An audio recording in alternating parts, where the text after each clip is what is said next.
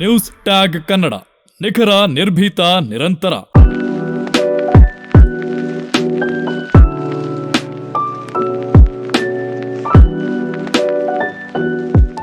ನಮಸ್ಕಾರ, news tag ಕನ್ನಡಕ್ಕೆ ಸ್ವಾಗತ. ನಮ್ಮೊಂದಿಗೆ ಇವತ್ತಿನ ಅತಿಥಿಯಾಗಿ ಡಾಕ್ಟರ್ ಕೆ ಶಿವಲಿಂಗಪ್ಪ ಹಂದಿಹಾಳ್, ವೃತ್ತಿಯಿಂದ ಶಿಕ್ಷಕರು, ಸಾಹಿತಿಗಳು, ಹಾಗೆಯೇ ಇತ್ತೀಚೆಗೆ ಕೇಂದ್ರ ಸಾಹಿತ್ಯ ಅಕಾಡೆಮಿಯ 2025 ಮಕ್ಕಳ ಸಾಹಿತ್ಯಕ್ಕೆ ಕೊಡಲ್ಪಡುವಂತಹ ಬಾಲ ಸಾಹಿತ್ಯ ಪ್ರಶಸ್ತಿಯ ಪುರಸ್ಕೃತರು ನಮ್ಮೊಂದಿಗೆ ಡಾಕ್ಟರ್ ಕೆ ಶಿವಲಿಂಗಪ್ಪ ಹಂದಿಹಾಳ್ ಅವರು ಈ ಕಾರ್ಯಕ್ರಮದ ವಿಶೇಷ ಅತಿಥಿಯಾಗಿ ನಮ್ಮೊಂದಿಗೆ. ಮೊದಲನೇದಾಗಿ ಡಾಕ್ಟರ್ ಕೆ ಶಿವಲಿಂಗಪ್ಪ ಹಂದಿಹಾಳ್ ಅವರಿಗೆ ನ್ಯೂಸ್ ಟ್ಯಾಗ್ ಕನ್ನಡಕ್ಕೆ ಸ್ವಾಗತ.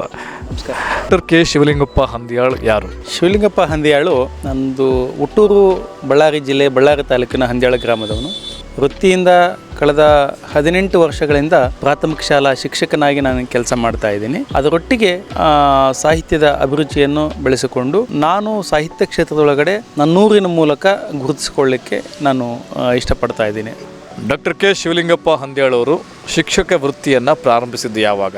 2007ರಿಂದ ಇಲ್ಲಿಯವರೆಗೆ ಪ್ರಾಥಮಿಕ ಶಾಲಾ ಶಿಕ್ಷಕನಾಗಿ ಕೆಲಸ ಮಾಡ್ತಾ ಇದ್ದೀನಿ. ಈ ಸಾಹಿತ್ಯದಲ್ಲಿ ಹಲವಾರು ಪ್ರಕಾರಗಳಿದ್ದಾವೆ. ಈ ಮಕ್ಕಳ ಸಾಹಿತ್ಯಕ್ಕೆ ಒಲವು ಹೇಗೆ? ನಮ್ಗೊಂದು ಗೊತ್ತಾಗ್ತಿಲ್ಲ, ಈ ಮಕ್ಕಳ ಸಾಹಿತ್ಯ ಅಂತಂದ್ರೆ ಏನು ಸರ್? ಮಕ್ಕಳ ಸಾಹಿತ್ಯ ಅನ್ನೋದು ಅದು ಮಕ್ಕಳಿಗೆ ಸಂಬಂಧಿಸಿದ್ದಷ್ಟೇ ಅಲ್ಲ. ಯಾರಲ್ಲಿ ಬಾಲ್ಯ ಇದೆ ಅವರೆಲ್ಲರೂ ಕೂಡ ಮಕ್ಕಳ ಸಾಹಿತ್ಯದ ಓದುಗರು.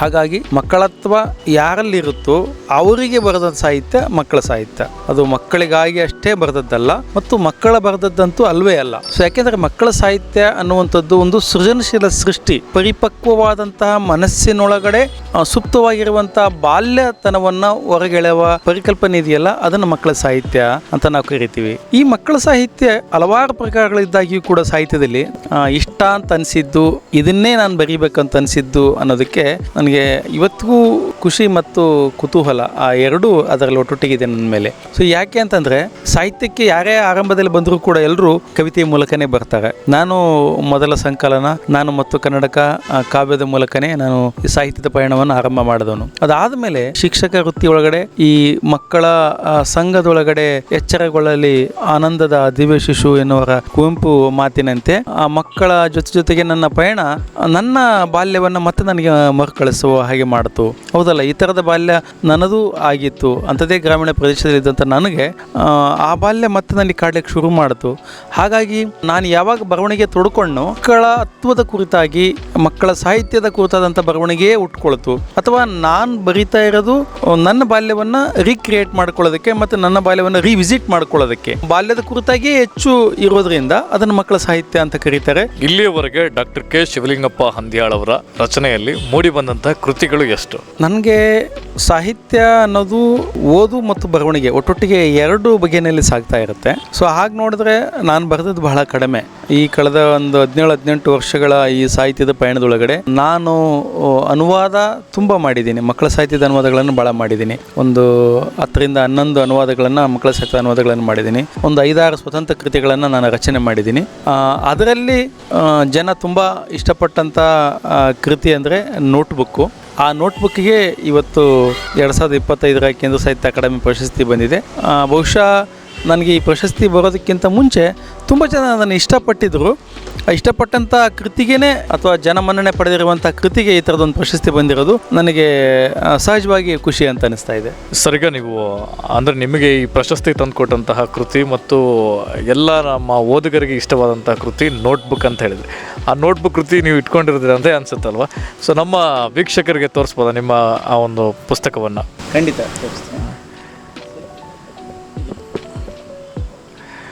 ಓಕೆ, ಎಷ್ಟು ಪುಟಗಳಿದೆ ಸರ್ ಅದು? ಇದು 144 ಪುಟಗಳು. 144 ಪುಟಗಳು. Okay, super. ನೋಡಿ, ಬಣ್ಣ ಬಣ್ಣದ ಚಿತ್ತಾರಗಳೊಂದಿಗೆ ನಮ್ಮೊಂದಿಗೆ ಹಲವಾರು ಸ್ವಾರಸ್ಯಕರವಾದಂತಹ ಒಂದು ಮಕ್ಕಳಿಗೆ ಇಷ್ಟವಾಗುವಂತಹ ಆ ಕಥೆಗಳನ್ನು, ಸಣ್ಣ ಪುಟ್ಟ ಕಥೆಗಳನ್ನು ಹೊಂದಿಸಿ ನಮ್ಮೊಂದಿಗೆ ಒಂದು ಕೃತಿಯನ್ನು ಮಾಡಿಕೊಟ್ಟಿರ್ತಕ್ಕಂಥದ್ದು ಡಾಕ್ಟರ್ ಕೆ ಶಿವಲಿಂಗಪ್ಪ ಹಂದಿಹಾಳ್ ಅವರು. ಈ ಒಂದು ಕೃತಿಗೆ ನಮ್ಮೊಂದಿಗೆ ಕೇಂದ್ರ ಸಾಹಿತ್ಯ ಅಕಾಡೆಮಿಯ ಪ್ರಶಸ್ತಿ ಲಭಿಸಿರುವಂಥದ್ದು. ಬಾಲ ಸಾಹಿತ್ಯ ಪುರಸ್ಕಾರ ಅಂತ ಏನು ಹೇಳ್ತೇವೆ, ಆ ಒಂದು ಪುರಸ್ಕಾರ ಈ ಒಂದು ಕೃತಿಗೆ ಅಂದರೆ ನೋಟ್ಬುಕ್ ಕೃತಿಗೆ, ಕನ್ನಡದ ಈ ಪುಸ್ತಕಕ್ಕೆ ಲಭಿಸಿದೆ. ಸರಿಗ ಈ ನೋಟ್ಬುಕ್ ಪುಸ್ತಕ ತೋರಿಸಿದ್ರಿ. ಈ ಪುಸ್ತಕದ ವೈಶಿಷ್ಟ್ಯಗಳೇನು, ವಿಶೇಷತೆಗಳೇನು, ಮತ್ತು ಈ ಪುಸ್ತಕ ಬರಲಿಕ್ಕೆ ಪ್ರೇರಣೆ ಏನು ತಮಗೆ ಅಂತ? ನೋಟ್ಬುಕ್ ಇದು 8 ಕಥೆಗಳಿರುವಂಥ ಒಂದು ಮಕ್ಕಳ ಕಥೆಗಳ ಸಂಕಲನ. ವಿಶೇಷವಾಗಿ ಈ ಕೃತಿ ಓದುಗರ ಗಮನ ಸೆಳೆಯಲಿಕ್ಕೆ ಇಷ್ಟೊಂದು ಮನ್ನಣೆಗಳನ್ನು ಪಡೀಲಿಕ್ಕೆ ಕಾರಣ ಅಂತಂದರೆ, ಮೊದಲನೇದಾಗಿ ಬಣ್ಣ ಬಣ್ಣಗಳಿಂದ ಕೂಡಿದಂತಹ ಪುಟಗಳನ್ನು ಒಳಗೊಂಡಿದೆ. ಸೊ ಇದು ಒಂದು. ಅದಾದಮೇಲೆ ನನಗೆ ಅನಿಸಿದ್ದೇನಂತಂದರೆ, ನಾನು ಓದುವಾಗ ಮಕ್ಕಳ ಪುಸ್ತಕಗಳು ತುಂಬ ಆಕರ್ಷಕವಾಗಿರ್ತಿದ್ವು. ಆದರೆ ಈಗ ಪುಸ್ತಕಗಳು ಮುದ್ರಣ ಆಗುವ ಅನೇಕ ಮಕ್ಕಳ ಪುಸ್ತಕಗಳು ಬ್ಲ್ಯಾಕ್ ಆ್ಯಂಡ್ ವೈಟಲ್ಲಿ ಇದ್ದದನ್ನು ನಾನು ನೋಡಿ ನನಗೆ ಯಾಕೋ ಭಾಳ ಬೇಸರ ಅಂತ ಅನ್ನಿಸ್ತು. ಸೊ ಮಕ್ಕಳ ಪುಸ್ತಕ ತುಂಬ ಕಲರ್ಫುಲ್ಲಾಗಿ ಮಾಡಿದರೆ ತುಂಬ ಚೆನ್ನಾಗಿ ಅಂತ ತಿಳಿಸಿ ತುಂಬ ಕಲರ್ಫುಲ್ಲಾಗಿ ಮಾಡೋ ಪ್ರಯತ್ನ ಮಾಡಿದೆ. ಅದಾದಮೇಲೆ ಇನ್ನೊಂದು ನನಗೆ ಸಾಧ್ಯತೆ ಏನಾದರೂ ಹುಡುಕ್ಬೋದಾ ಅಂಥೇಳಿ ಪುಸ್ತಕವನ್ನು ಓದ್ತೀವಿ. ಬಟ್ ಇವತ್ತಿನ ಕಾಲಘಟ್ಟದ ಮಕ್ಕಳು ನೋಡು ಮಕ್ಕಳು, ಓದು ಮಕ್ಕಳಕ್ಕಿಂತ ಅವ್ರು ನೋಡು ಮಕ್ಕಳಿದ್ದಾರೆ. ಅಂದರೆ ಅವ್ರ ಕೈಯಲ್ಲಿ ತಂತ್ರಜ್ಞಾನದ ಗ್ಯಾಜೆಟ್ ಮೊಬೈಲ್ ಇರೋದ್ರಿಂದ ಅವ್ರಿಗೆ ಕಥೆಯನ್ನು ಮುಟ್ಟಿಸ್ಬೇಕು. ಸೊ ಓದಿಸೋದು ಕಷ್ಟ ಆದರೆ ನೋಡಲಿಕ್ಕಾದರೂ ಅನುಕೂಲ ಆಗ್ಬೋದಲ್ಲ ಅಂತ ಹೇಳ್ಬಿಟ್ಟು ಇಲ್ಲೊಂದು QR ಕೋಡ್ ಮಾಡಿದ್ದೀವಿ. ಸೊ ಈ QR ಕೋಡನ್ನು ನಾವು ಸ್ಕ್ಯಾನ್ ಮಾಡಿದ್ರೆ, ಮೊಬೈಲಲ್ಲಿ ಸ್ಕ್ಯಾನ್ ಮಾಡಿದ್ರೆ ಕಥೆಯ ವಿಡಿಯೋ ಓಪನ್ ಆಗುತ್ತೆ. ಅಂದರೆ ಕಥೆಯನ್ನು ನಾವು ಓದಬಹುದು ಮತ್ತು ಓದಲಿಕ್ಕೆ ಕಷ್ಟ ಆದರೆ ನೋಡಬಹುದು. ಹಾಗಾಗಿ ಅಂದರೆ ಏಕಕಾಲದಲ್ಲಿ ಓದು ಸಾಧ್ಯತೆ ಮತ್ತು ನೋಡೋ ಸಾಧ್ಯತೆಗಳು ಈ ಪುಸ್ತಕಕ್ಕಿದೆ. ಸೊ ಮತ್ತೊಂದೇನೆಂದರೆ, ಕನ್ನಡ ಸಾಹಿತ್ಯದಲ್ಲಿ ಇದುವರೆಗೆ ಹಾಜರಿಯಾಗದಂತಹ ಗ್ರಾಮೀಣ ಭಾಗದ ಕೆಳವರ್ಗದ ಹೆಣ್ಣು ಮಕ್ಕಳ ಕಥನಗಳು ವಿಶೇಷವಾಗಿ ಇದರಲ್ಲಿ ದಾಖಲಾಗಿದ್ದಾವೆ. ಹಾಗಾಗಿ ಇದು ತುಂಬ ಜನರಿಗೆ ಇಷ್ಟ ಆಗಿದ್ದು ಈ ಕಾರಣಕ್ಕೆ. ಅಂದರೆ ಒಂದು ಹೊಸ ಸಂವೇದನೆಯನ್ನು ತರುವಂಥ ಪ್ರಯತ್ನವನ್ನು ಈ ಪುಸ್ತಕ ಮಾಡಿದೆ. ಆ ಹಿನ್ನೆಲೆಯಲ್ಲಿ ಇದನ್ನು ಗುರುತಿಸಿದ್ದಾರೆ ಅಂತ ನಾನು ಅಂದ್ಕೊಂಡಿದ್ದೀನಿ.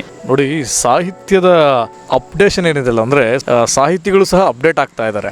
ನಮ್ಮೊಟ್ಟಿಗೆ ಈ ಪುಸ್ತಕ ಒಂದು ಅವಾರ್ಡ್ ಸಿಕ್ಕಿರೋದು ಏನಕ್ಕೆ ಅಂದರೆ ವಿಶಿಷ್ಟ ಮತ್ತು ವೈಶಿಷ್ಟ್ಯತೆ ಏನಂತಂದರೆ, ಅವರೇ ಹೇಳಿದಾಗೆ ಈ ಪುಸ್ತಕದ ಆ ಪ್ರತಿಯೊಂದು ಪುಟದಲ್ಲೂ ಒಂದು QR ಕೋಡ್ ಇದೆ. ಆ QR ಕೋಡನ್ನು ಮಕ್ಕಳು ಸ್ಕ್ಯಾನ್ ಮಾಡಿದ್ರೆ ಬರೀ ಓದೋದಲ್ಲ, ಅದರ ಒಂದು ಕಥೆಯನ್ನು QR ಕೋಡ್ ಸ್ಕ್ಯಾನ್ ಮಾಡಿದ್ರೆ ಡಿಜಿಟಲಿ ಹೇಳುವಂಥದ್ದು. ಅಂದರೆ ಮಕ್ಕಳಿಗೆ ಮನಮುಟ್ಟುವಂತೆ ಭಾವಗಳೊಂದಿಗೆ ಧ್ವನಿಯ ಮೂಲಕ, ಹಿನ್ನೆಲೆ ಧ್ವನಿಯ ಮೂಲಕ ಆ ಕಥೆಯನ್ನು ಹೇಳುವಂಥದ್ದು ಮಕ್ಕಳಿಗೆ. ಆ ಸ್ಟೋರಿ ನರೇಷನ್ ಅಂತ ಏನು ಹೇಳ್ತೇವೆ, ಕಥೆಯನ್ನು ಒಳ್ಳೆ ನಿರೂಪಿಸುವಂಥದ್ದು ಮಕ್ಕಳಿಗೆ. ಆ ಒಂದು ವಿಶಿಷ್ಟತೆಯನ್ನು ಈ ಪುಸ್ತಕ ಅಂದರೆ ನೋಟ್ಬುಕ್ ಪುಸ್ತಕ ಒಳಗೊಂಡಿರುವಂಥದ್ದು. ಈಗ ಬಳ್ಳಾರಿ ಅಂತಂದ್ರೆ ರಾಜ್ಯದಲ್ಲಿ ನೋಡೋರ ದೃಷ್ಟಿಕೋನನೇ ಬೇರೆ. ಅಂದರೆ ಬೇರೆ ಆಯಾಮಗಳಲ್ಲಿ ನಮ್ಮ ಬಳ್ಳಾರಿ ಜಿಲ್ಲೆಯನ್ನು ನೋಡ್ತಾರೆ. ಈ ಒಂದು ಸಾಹಿತ್ಯದಲ್ಲಿ ಅದರಲ್ಲೂ ಸಹ ಒಂದು ಪ್ರಾದೇಶಿಕ ಅಸಮಾನತೆ ಜೊತೆಯಾಗಿ ಒಂದು ಗಡಿ ಭಾಗದಲ್ಲಿರ್ತಕ್ಕಂಥ ಜಿಲ್ಲೆ. ಸೊ ಹಾಗಾಗಿ ಈ ಒಂದು ವಿಶೇಷತೆ ಅಂತಂದರೆ ಈ ಒಂದು ಜಿಲ್ಲೆಗೆ ಸಾಹಿತ್ಯದಲ್ಲಿ ಅದು ಕೇಂದ್ರ ಸಾಹಿತ್ಯ ಅಕಾಡೆಮಿಯ ಅತ್ಯುನ್ನತ ಪ್ರಶಸ್ತಿಗಳು ಲಭಿಸಿದ್ದಾವೆ. ಅದು 2 ಪ್ರಾಥಮಿಕ ಶಿಕ್ಷಕರುಗಳಿಗೆ. ನಮ್ಮೊಟ್ಟಿಗೆ ಕುಂಬಿ ಅವರಿಗೆ ಕೇಂದ್ರ ಸಾಹಿತ್ಯ ಅಕಾಡೆಮಿ ಪ್ರಶಸ್ತಿ ಲಭಿಸಿತ್ತು. ಇದೀಗ ನಿಮಗೆ ಅಂದರೆ ಡಾಕ್ಟರ್ ಕೆ ಶಿವಲಿಂಗಪ್ಪ ಹಂದಿಯಾಳ್ ಅವರಿಗೆ ಬಾಲ ಸಾಹಿತ್ಯ ಪ್ರಶಸ್ತಿ ಪುರಸ್ಕಾರ ಲಭಿಸಿದೆ. ಸೊ ಇದ್ರ ಬಗ್ಗೆ ನಮ್ಮೊಟ್ಟಿಗೆ ನಮ್ಮ ವೀಕ್ಷಕರಿಗೆ ಏನು ಹೇಳಕ್ಕೆ ಇಷ್ಟಪಡ್ತೀರಾ? ಈ ಥರದೊಂದು ಪ್ರಶಸ್ತಿ ಬಳ್ಳಾರಿ ಜಿಲ್ಲೆಗೆ ಬಂದಿರುವಂಥದ್ದು ಮೊದಲಿಗೆ ನಾನು ಬಳ್ಳಾರಿಗನಾಗಿ ನನಗೆ ಬಹಳ ಸಂತೋಷ ಇದೆ. ಅದು ನಾನು ಬರೆದ ನೋಟ್ಬುಕ್ ಕೃತಿಗೆ ಬಂದಿದೆ ಅನ್ನೋದು 2ನೇ ಮಾತು. ಸೊ ನೀವು ಹೇಳಿದ ಹಾಗೆ ಒಂದು ರಾಜಧಾನಿ ಕೇಂದ್ರಿತ ಈ ಮನಸ್ಥಿತಿ ಏನಿದೆಯಲ್ಲ, ಕೀಳರಿಮೆ ದೃಷ್ಟಿಯಿಂದ ನೋಡುವಂತಹ, ಬೇರೆ ಬೇರೆ ಚೌಕಟ್ಟಿನಲ್ಲಿ ನೋಡುವಂಥ ಹಿನ್ನೆಲೆ ಒಳಗಡೆ ಇಲ್ಲೂ ಕೂಡ ಬಳ್ಳಾರಿ ಜಿಲ್ಲೆ ಸಾಹಿತ್ಯ ಮತ್ತು ರಂಗಭೂಮಿ ದೃಷ್ಟಿಯಿಂದ ನಾಡಿನಲ್ಲಿ ಭಾಳ ದೊಡ್ಡ ಕೊಡುಗೆಗಳನ್ನು ಕೊಟ್ಟಂಥ ಒಂದು ಪ್ರದೇಶ. ಸೊ ಇದು ನಮಗೆ ದೊಡ್ಡ ಮಟ್ಟದಲ್ಲಿ ಪ್ರಚಾರ ಮತ್ತು ಇದು ಕಾಣಬೇಕು. ಈಗ ತತ್ಕ್ಷಣ ಅನಿಸಿದ್ದೇನಂತಂದರೆ, ಈ ಥರದೊಂದು ಪ್ರಶಸ್ತಿ ಬಂದಾಗ ಇದು ಶಿವಲಿಂಗಪ್ಪ ಹಂದಿಯಾಳ್ ಬರೆದ ನೋಟ್ಬುಕ್ಕಿಗೆ ಬಂದಿರ್ಬೋದು. ಅದಕ್ಕೂ ವಿಶೇಷವಾಗಿ ಒಂದು ಮಕ್ಕಳ ಸಾಹಿತ್ಯ ಅನ್ನುವಂಥ ಒಂದು ಕ್ಷೇತ್ರ, ಇದು ಭಾಳ ಕಡೆಗಣನೆ ಮತ್ತು ಅಲಕ್ಷ್ಯಗೊಳಪಟ್ಟಂಥ ಈ ಕ್ಷೇತ್ರಕ್ಕೆ, ಈ ಒಂದು ಪ್ರದೇಶಕ್ಕೆ ಬಂದಿರೋದ್ರಿಂದ ಇದನ್ನು ನಾವು ಈ ಪ್ರದೇಶ ಮತ್ತು ಜನ ಒಟ್ಟು ಸೇರಿ ಇದನ್ನು ಒಂದು ಸೆಲೆಬ್ರೇಟ್ ರೀತಿಯಲ್ಲಿ ಮಾಡಿದರೆ ತುಂಬ ಅರ್ಥವಂತಿಕೆ ಆಗುತ್ತೆ ಅಂತ ನಾನು ಅಂದ್ಕೊಂಡಿದ್ದೀನಿ. ಈ ಹೆಂಗೆ ಡಿಫ್ರೆನ್ಷಿಯೇಟ್ ಮಾಡ್ತೀರಾ ಅಂದರೆ ಬೇರೆ ಸಾಹಿತ್ಯನೂ ಮತ್ತು ಮಕ್ಕಳ ಸಾಹಿತ್ಯ ಹೆಂಗೆ ಅಂದರೆ ಕಂಪ್ಯಾರಿಸನ್ ಮಾಡೋದಾದರೆ ಹೇಗೆ ಮಾಡ್ಬೋದು? ಅಲ್ಲ, ನನಗೇನಂತಂದರೆ ಇವತ್ತು ಸಾಹಿತ್ಯದಲ್ಲಿ ಹಲವು ಪ್ರಕಾರಗಳಿದ್ದಾಗಿಯೂ ಕೂಡ ನಾವು ಸಾಹಿತ್ಯ ಕೊಡೋದಾದರೂ ಯಾರಿಗೆ? ಓದುಗರಿಗೆ. ಒಂದಷ್ಟು ವರ್ಷಗಳಾದಮೇಲೆ ಯಾರು ಓದ್ತಾರೆ ಇದನ್ನೆಲ್ಲ? ನನ್ನ ಮುಂದಿನ ತಲೆಮಾರಿನವರು. ಸೊ ಮುಂದಿನ ತಲೆಮಾರಿನವರನ್ನು ತಾತ್ವಿಕವಾಗಿ ಗಟ್ಟಿಗೊಳಿಸಬೇಕಾದ್ರೆ ಅವರಿಗೆ ಈ ಎಳೆಯ ವಯಸ್ಸಿನಲ್ಲೇ ಸಾಹಿತ್ಯದ ಅಭಿರುಚಿಯನ್ನು ಬೆಳೆಸಬೇಕು. ಸೊ ಹಾಗಾಗಿ ಇವತ್ತು ಈ ಸಾಹಿತ್ಯದ ಬೇರೆ ಬೇರೆ ಪ್ರಕಾರಗಳಿಗಿಂತ ಮಕ್ಕಳ ಸಾಹಿತ್ಯದ ಅಗತ್ಯ ಎಂದಿಗಿಂತ ಇಂದು ತುಂಬ ಇದೆ. ಸೊ ಆ ಹಿನ್ನೆಲೆಯಲ್ಲಿ ಇವತ್ತು ಮಕ್ಕಳ ಸಾಹಿತ್ಯಕ್ಕೆ ಈ ಥರದೊಂದು ದೊಡ್ಡ ಪ್ರಶಸ್ತಿ ಬಂದಿರುವಂಥದ್ದು, ಬಳ್ಳಾರಿ ಜಿಲ್ಲೆಗೆ ಮೊದಲೇ ಬಾರಿಗೆ ಬಂದಿರುವಂಥದ್ದು, ಈ ಪ್ರದೇಶದ ಮಕ್ಕಳ ಮತ್ತು ಜನರ ತಾತ್ವಿಕ ಒಂದು ಅಭಿವೃದ್ಧಿಗೆ ಒಂದು ಪೂರಕ ಆಗುವತ್ತ ನಾವೆಲ್ಲರೂ ಕೂಡ ಗಮನ ಹರಿಸಬೇಕು ಮತ್ತು ಕೆಲಸ ಮಾಡಬೇಕಂತ ನಾನು ಅಂದ್ಕೊಂಡಿದ್ದೀನಿ. ನೋಡೀಗ ಕೇಂದ್ರ ಸಾಹಿತ್ಯ ಅಕಾಡೆಮಿಯ ಪ್ರಶಸ್ತಿ ಅಂದರೆ ಕನ್ನಡ ಭಾಷೆಯಲ್ಲಿ ಗುರುತಿಸಿ ತಮಗೆ ನೀಡಿರುವಂಥದ್ದು. ಚಿಕ್ಕ ವಯಸ್ಸಿನಲ್ಲಿ ಈ ಒಂದು ಪ್ರಶಸ್ತಿ ತಮಗೆ ಲಭಿಸಿದೆ. ಇದನ್ನ ತಾವುಗಳು ಹೆಂಗೆ ಸ್ವೀಕಾರ ಮಾಡ್ತೀರಾ ಮತ್ತು ನಿಮ್ಮ ಮುಂದಿನ ಯೋಜನೆ ಮತ್ತು ಯೋಚನೆಗಳು ಹೇಗಿದ್ದಾವೆ ಅಂತ? ಸಹಜವಾಗಿ ಸಣ್ಣ ವಯಸ್ಸಲ್ಲಿ ಪ್ರಶಸ್ತಿ ಬಂದಿರುವಂಥದ್ದು ಖುಷಿನೇ ಇದೆ. ಸೊ ಹಾಗೆ ನೋಡಿದ್ರೆ ತುಂಬ ಪ್ರಶಸ್ತಿಗಳು ಕೆಲಸ ಮಾಡುವ ವಯಸ್ಸಿರುವಾಗಲೇ ಬರಬೇಕು. ಆದರೆ ಅದು ತುಂಬ ಇನ್ನೂ ಬೇಗ ಅಂತ ಅನ್ನಿಸ್ತು ನನಗೆ ಆ ಥರದೊಂದು ನಿರೀಕ್ಷೆನೇ ಇರಲಿಲ್ಲ. ಆದರೆ ತುಂಬ ದೊಡ್ಡ ಜವಾಬ್ದಾರಿ ನನ್ನ ಮೇಲಿದೆ. ಬಟ್ ಮುಂದೆ ಏನು ಮಾಡ್ತೀರಿ ಅಂತಂದರೆ, ನಾನು ಕಳೆದ 17-18 ವರ್ಷಗಳಿಂದ ಓದು ಬರವಣಿಗೆಯಲ್ಲಿ ಏನು ಪ್ರಾಮಾಣಿಕವಾಗಿ ತೊಡಕೊಂಡಿದ್ದೀನಿ ಅಂಥದೇ ಪ್ರಾಮಾಣಿಕ ತೊಡಗಿಸಿಕೊಳ್ಳುವಿಕೆಯನ್ನು ಮತ್ತಷ್ಟು ಹೆಚ್ಚು ಮಾಡಬೇಕು ಮತ್ತು ಹೊಸತಲೆಮಾರಿನ ಯುವಕರನ್ನು ಈ ಕ್ಷೇತ್ರದೊಳಗಡೆ ಹೆಚ್ಚು ತೊಡಗಿಸಿಕೊಂಡಾಗ ಕ್ಷೇತ್ರ ಅಭಿವೃದ್ಧಿ ಆಗುತ್ತೆ ಮತ್ತು ನನ್ನ ನಿರಂತರ ಓದು ಮತ್ತು ಬರವಣಿಗೆ ಹೆಚ್ಚು ಮಾಡ್ಬೇಕಂತ ಅಂದ್ಕೊಂಡಿದ್ದೀನಿ. ಅಸಲಿಗೆ ಶಿವಲಿಂಗಪ್ಪ ಹಂದ್ಯಾಳ್ ಅವರು ಯಾರು, ಅಂದರೆ ಅವ್ರ ಹಿನ್ನೆಲೆ ಏನು ಅಂತ, ಅಂದರೆ ಅವ್ರು ನಿಮ್ಮ ಬೆಳೆದು ಬಂದ ಕುಟುಂಬದ ಹಿನ್ನೆಲೆ, ನೀವು ಹೇಳಿದ್ರೆ ಗ್ರಾಮೀಣ ಭಾಗದಲ್ಲಿ ರೈತಾಪಿ ಕುಟುಂಬದಿಂದ ಬಂದಿದ್ದೀನಿ ಅಂತ ಹೇಳ್ಬಿಟ್ಟು, ಹಿಂಗೆಲ್ಲ ಇನ್ನೊಂದ್ಸರಿ ನಮ್ಮ ವೀಕ್ಷಕರಿಗೆ ಹೇಳೋದಾದ್ರೆ ಶಿವಲಿಂಗಪ್ಪ ಹಂದ್ಯಾಳ್ ಅವರು ಯಾರು? ಸೊ ನಾನು ಈಗಾಗಲೇ ಹೇಳಿದಾಗೆ ಬಳ್ಳಾರಿ ಜಿಲ್ಲೆಯ ಬಳ್ಳಾರಿ ತಾಲೂಕಿನ ಹಂದ್ಯಾಳ ಗ್ರಾಮ. ಅಲ್ಲಿಂದ ನಮಗೆ ಇದು ಬಳ್ಳಾರಿಗೆ ಹತ್ತಿರ ಇದ್ರೂ ಕೂಡ ಆಂಧ್ರ ಪ್ರದೇಶ ಅಲ್ಲಿ ಒಂದು 5-6 ಕಿಲೋಮೀಟರ್ ದೂರ. ಅಚ್ಚ ಕನ್ನಡದ ಪ್ರದೇಶವಾದರೂ ಕೂಡ ತೀರಾ ಸೌಕರ್ಯಗಳಿಲ್ಲದಂಥ ಆ ಪ್ರದೇಶದೊಳಗಡೆ ಸೊ ಬಾಲ್ಯದಲ್ಲಿ ತೀರಾ ಒಂದು ಕಷ್ಟದ ಹಿನ್ನೆಲೆಯಲ್ಲಿ ನಾನು ಬಂದು ಇವತ್ತು ಈ ಮಟ್ಟಕ್ಕೆ ನಾನು ಗುರುತಿಸ್ಕೊಳ್ಳೋದಕ್ಕೆ ಬಹುಶಃ ಆ ಪರಿಸ್ಥಿತಿಯೇ ಕಾರಣ ಅಂತ ನಾನು ಅಂದ್ಕೊಂಡಿದ್ದೀನಿ. ಯಾಕೆಂತಂದರೆ ಸೊ ಬಾಲ್ಯದಲ್ಲಿ ತುಂಬ ಬಡತನದಿಂದ ಇರುವ ಕುಟುಂಬ ಆದ್ದರಿಂದ ತಂದೆ ತಾಯಿಗಳೆಲ್ಲ ಹೊಲಕ್ಕೆ ಹೋದಾಗ ಏನೂ ಮಾಡ್ಲಿಕ್ಕೆ ಆಗದೇ ಇದ್ದಾಗ ಊರಿನ ಒಂದು ಸಾರ್ವಜನಿಕ ಗ್ರಂಥಾಲಯದಲ್ಲಿ ಇರುವಂಥ ಪುಸ್ತಕಗಳನ್ನು ಓದಲಿಕ್ಕೆ ಅನಿವಾರ್ಯವಾಗಿ ಹೋಗಿ ಕೂತ್ಕೊಳ್ತಾ ಇದ್ದೆ. ಅಲ್ಲಿ ಹೋಗಿ ಆ ಓದುವ ಅಭ್ಯಾಸ ಹವ್ಯಾಸವಾಗಿ ಮಾರ್ಪಟ್ಟು ಸೊ ಇವತ್ತು ನನ್ನನ್ನು ಒಬ್ಬ ಲೇಖಕನನ್ನಾಗಿ ರೂಪಿಸಿಕೊಂಡಿದೆ. ಹಾಗಾಗಿ ನನ್ನ ಬಾಲ್ಯ, ನನ್ನ ಊರು, ನನ್ನ ಹಿನ್ನೆಲೆ ಇವತ್ತೆಲ್ಲವೂ ಕೂಡ ಈ ಪ್ರಶಸ್ತಿಗೆ ನನ್ನ ಗ್ರಾಮ ಮತ್ತು ನನ್ನ ಶಾಲೆಯ ಮಕ್ಕಳೇ ಕಾರಣ. ಶಿವಲಿಂಗಪ್ಪ ಹಂದ್ಯಾಳ್ ಅವರಿಗೆ ಫೇವರೆಟ್ ಲೇಖಕ ಅಥವಾ ಲೇಖಕಿ ಅಂದರೆ ಯಾರು? ಸಾಹಿತ್ಯದಲ್ಲಿ ಈ ಫೇವ್ರೇಟ್ ಅನ್ನೋದೇ ಈ ಕಲ್ಪನೆ ಈ ಸಿನಿಮಾ ರೀತಿಯ ಈ ಥರದ್ದಾಗುತ್ತೆ, ಆ ಥರದ್ದು ಇರೋದಿಲ್ಲ. ಬಟ್ ಆದರೆ ನನಗೆ ಸಾಹಿತ್ಯದಲ್ಲಿ, ವಿಶೇಷವಾಗಿ ಮಕ್ಕಳ ಸಾಹಿತ್ಯದಲ್ಲಿ ನನ್ನನ್ನು ಈ ಮಟ್ಟದೊಳಗಡೆ ಚಟುವಟಿಕೆಯಿಂದ ತೊಡಗಿಸಿಕೊಳ್ಳುವ ಹಾಗೆ ಮಾಡಿದ್ದು ಅಂದರೆ ಡಾಕ್ಟರ್ ಆನಂದ್ ಪಾಟೀಲ್ರು. ಅವರು ನಾಡಿನ ಬಹುದೊಡ್ಡ ಮಕ್ಕಳ ಸಾಹಿತಿಗಳು, ಧಾರವಾಡದಲ್ಲಿ ಇರ್ತಾರೆ.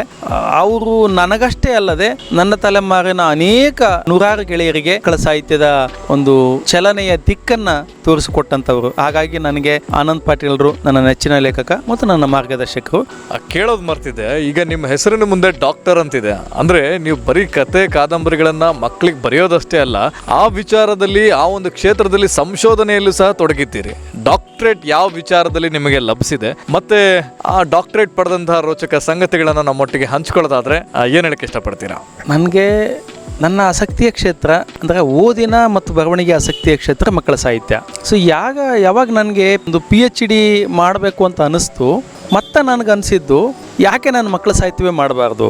ಅಂದರೆ ಮಕ್ಕಳ ಸಾಹಿತ್ಯದಲ್ಲಿ ಒಂದಷ್ಟು ಸಂಶೋಧನೆಯಲ್ಲಿ ತೊಡಗೋ ಉದ್ದೇಶ ನನಗೆ ಹೆಚ್ಚು ತಿಳ್ಕೊಳ್ಬೇಕು ಮತ್ತು ಈ ಕುರಿತು ನಾನು ತುಂಬ ಓದ್ಬೋದಲ್ಲ. ಅಂದರೆ ಮಕ್ಕಳ ಸಾಹಿತ್ಯ ಅನ್ನುವಂಥದ್ದು ಬರೀ ಕತೆ ಕವಿತೆಯ ರಚನೆಗಷ್ಟೇ ಸೀಮಿತ ಅಲ್ಲ, ಒಂದು ವಿಸ್ತಾರವಾದಂಥ ಸಂಶೋಧನೆ ನಮ್ಮೊಳಗಡೆ ಈ ಕ್ಷೇತ್ರದ ಹಲವು ಹೊಳವುಗಳನ್ನು ತೋರಿಸಲಿಕ್ಕೆ ಸಾಧ್ಯ ಆಗುತ್ತೆ ಅಂತೇಳಿ ನಾನು ಕನ್ನಡ ವಿಶ್ವವಿದ್ಯಾಲಯದಲ್ಲಿ ಪ್ರೊಫೆಸರ್ ರಮತ್ ತರೀಕೆರೆಯವರ ಮಾರ್ಗದರ್ಶನದಲ್ಲಿ ಕನ್ನಡ ಮಕ್ಕಳ ಕಥನ ಸಾಹಿತ್ಯದಲ್ಲಿ ಫ್ಯಾಂಟಸಿಯ ಸ್ವರೂಪ ಎನ್ನುವ ವಿಷಯದ ಕುರಿತು ನಾನು ಸಂಶೋಧನೆಯನ್ನು ಮಾಡಿ PhD ಪದವಿಯನ್ನು ತಗೊಂಡೆ. ನೋಡಿದ್ರಲ್ವಾ ವೀಕ್ಷಕರೇ, ನ್ಯೂಸ್ ಟ್ಯಾಗ್ ಕನ್ನಡದ ವಿಶೇಷ ಅತಿಥಿಯಾಗಿ ನಮ್ಮೊಂದಿಗೆ ಕೇಂದ್ರ ಸಾಹಿತ್ಯ ಅಕಾಡೆಮಿಯ ಪ್ರಶಸ್ತಿ ಪುರಸ್ಕೃತರಾಗಿರ್ತಕ್ಕಂಥ ಡಾಕ್ಟರ್ ಕೆ ಶಿವಲಿಂಗಪ್ಪ ಹಂದ್ಯಾಳ್ ಅವರ ವ್ಯಕ್ತಿ ಚಿತ್ರಣವನ್ನ ನಿಮ್ಮೊಟ್ಟಿಗೆ ತೆರೆದಿಟ್ಟಿದ್ದೇವೆ. ಮತ್ತೊಮ್ಮೆ ಅವರಿಗೆ ಅಭಿನಂದನೆಗಳನ್ನು ತಿಳಿಸ್ತಾ ನ್ಯೂಸ್ ಟ್ಯಾಗ್ ಕನ್ನಡದ ಪರವಾಗಿ ಧನ್ಯವಾದಗಳನ್ನು ವ್ಯಕ್ತಪಡಿಸ್ತಾ ಇದ್ದೀವಿ ಸರ್. ಇನ್ನಿತರ ಸುದ್ದಿಗಳಿಗಾಗಿ ಕೂಡಲೇ ಸಬ್ಸ್ಕ್ರೈಬ್ ಮಾಡಿ ನ್ಯೂಸ್ ಟ್ಯಾಗ್ ಕನ್ನಡ.